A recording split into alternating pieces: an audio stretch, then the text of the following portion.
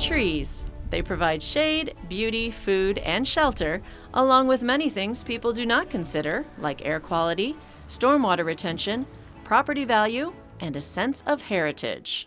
Most people know on an intuitive level that trees make their lives better. The less natural areas you have, the more important the little bit that you have. And even if it's just the, the parkway, the area between the curb and the sidewalk, that you walk your dog, you walk down and you enjoy the canopy of trees, that's what you know as nature, and you don't want that to go away.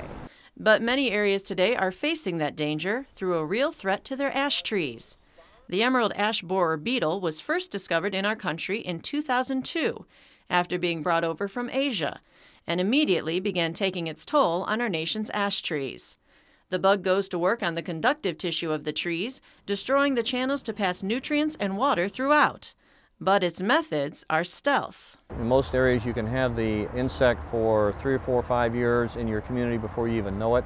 For that reason, communities and homeowners are facing a real dilemma. By the time they discover the infestation, do they attempt treatment or chalk up the tree as a loss and remove it? We really are encouraging people to think about that and look at conservation. No, we can't save every ash tree. That's not feasible. It's not sustainable. But there are some that we feel are worth keeping. Try to save the ones you think had the best chance. It's basically like doing triage, no pun intended. Current treatment options are systemic, meaning they need to be taken up by the tree and circulated throughout the plant, much like an IV. They're either introduced through the soil or directly injected into the trunk. The key is to begin them early. The treatments are much more effective as a preventative treatment.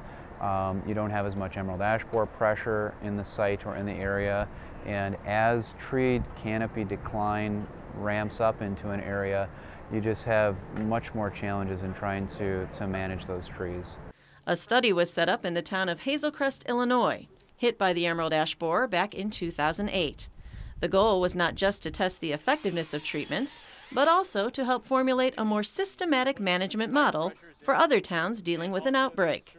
The bottom line was to convey a sense of urgency to municipalities in order to save the maximum amount of trees.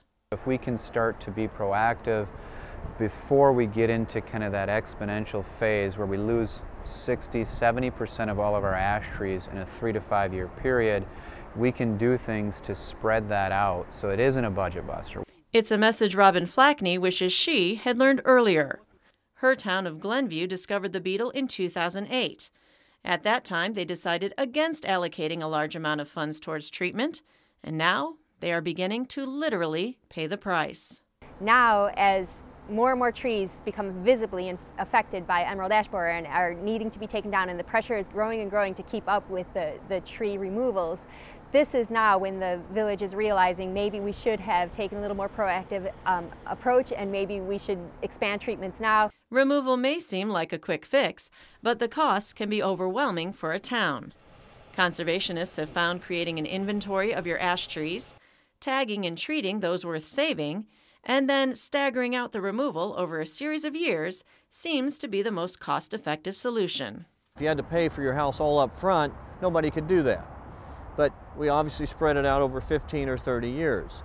Well, if you can spread out removals over 5 or 10 years, that's much better than having to go in and do it all at once.